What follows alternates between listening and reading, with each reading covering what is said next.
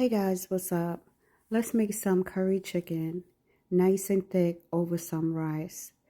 We're going to do something a little different this time. We're going to watch the Naziah Harris story. Listen. Take a look at this news story to get you caught up before I show you what I'm going to show you. And this is truly, truly sad. The man charged in the killing of 13-year-old Naziah Harris will stand trial for her murder. The judge made the ruling here just in the past hour, and just as he was being let out of court, Naziah's relatives just couldn't hold back their emotion. Take a listen. Do the right thing. Tell us where she's at, please. I'm sorry, John. Just do it, Jarvis. Where is she at, Jarvis? Just tell us. Sean Lay was in that courtroom as the judge delivered her ruling. Sean, this hearing, it took days. Took days. Every moment, Kimberly, was so hard to listen to for everyone in that courtroom, including the judge. And she moments ago just had her final say on all of this. Take a listen. We may never know what happened, but from what I heard today and over the last 4 or 5 days, it appears he intended to perform what he thought was a do-it-yourself abortion on Naziah. It went south, and instead of seeking medical attention for her, he intentionally killed her and tried his best to cover it up. 36th District Court Judge Elias agreed with the final words for Jarvis Butts as she ruled that Butts will now go on trial for the brutal sexual assaults and murder of 13-year-old Naziah Harris, who disappeared exactly 1 year ago today. You ruled Naziah. You played mind games with her. We all heard that. You controlled her emotionally. She was exposed to so much at such a young age. The text messages between you two were disgusting to hear. The teen's body has never been found. A mountain of evidence presented over 4 days at this preliminary hearing. The judge saying it seemed that no one looked out for Naziah. Naziah deserves so much more. And while I mentioned other people that failed her, Jarvis Butts, you are the monster in this whole picture.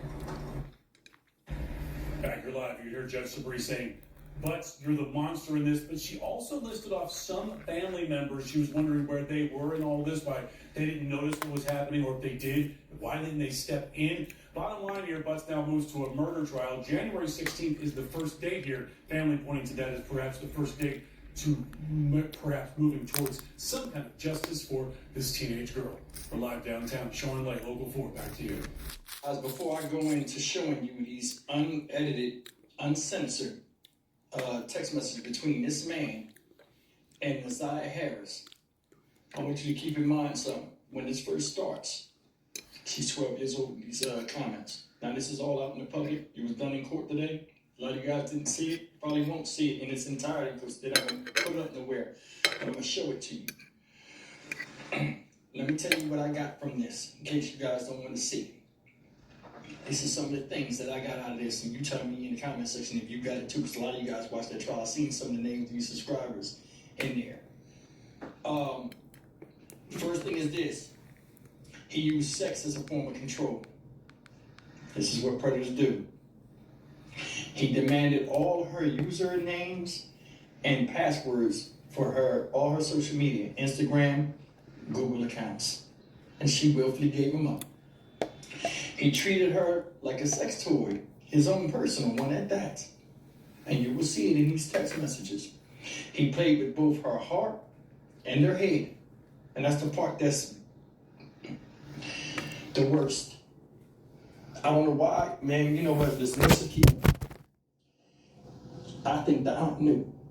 She knew something. You cannot tell me a house full of women and this guy always got this girl around showing special attention to her. You cannot tell me as human beings, we can't tell when something's up with the ways and actions of two people, whether it's a child and an adult. Especially that would really raise eyebrows. Nobody seen that? Or was people too busy doing them in the house? Something to think about. Listen to this. He would steal her panties. He would steal her panties, y'all. You'll see it in text message. He was sleeping with her, with both the kids and the girlfriend in the house, awake and asleep. He Think about that. He'd be upstairs with the girlfriend, and then she would text him, and he would sneak out the bed and go wherever she designated in the house to meet up. He didn't live in that house. That's another thing. He lived with another baby mom somewhere. So he would be over there periodically, or he would sneak over there when she called him and offered herself to him. He played with her emotions to groom her to be subservient to him. And some of the stuff I named showed that. And you'll see it in the text messages. When he would text her, when she would text him, right? He would ask dumb questions. She'd be like, yo, I want you, or I need you, or something. He'd be like, for what?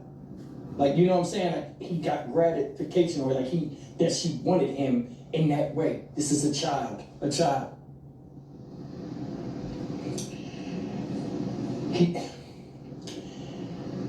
Oh God, this is hard. He would get jealous and prohibit her from